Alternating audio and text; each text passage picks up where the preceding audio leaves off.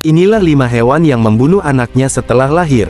Sama seperti manusia, sebagian besar hewan akan menemani pertumbuhan anak-anaknya. Tidak hanya itu, sebagian besar hewan juga selalu melindungi, menjaga, dan menyayangi anak-anak mereka.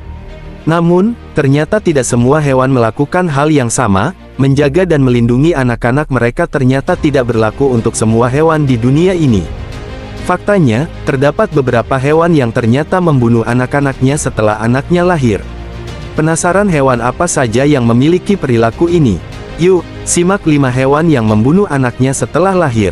1. Simpanse. Biasanya, para jantan adalah pelaku di balik pembunuhan bayi-bayi simpanse yang belum bisa melakukan apapun. Namun, mirisnya ternyata simpanse betina selaku ibu dari bayi-bayi simpanse itu pun juga turut andil. Sebenarnya, peristiwa bunuh-membunuh dalam kehidupan simpanse memang sering terjadi. Bahkan, peneliti menyebut bahwa simpanse memiliki hobi saling membunuh dengan target utamanya adalah bayi simpanse.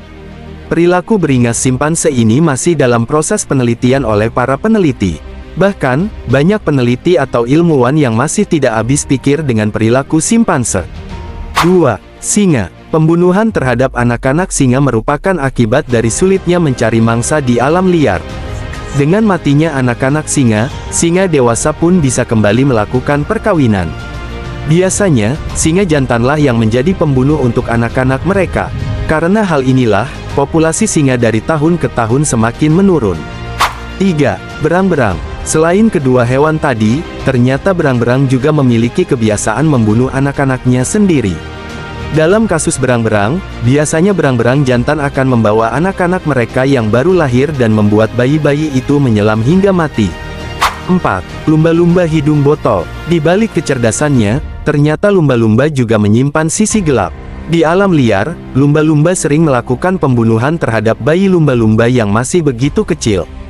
Dengan anggapan bahwa bayi itu akan mengganggu proses perkawinannya dengan lumba-lumba betina, lumba-lumba jantan seringkali menubruk bayi-bayi lumba-lumba itu atau mendorongnya sampai ke dasar lautan hingga mati.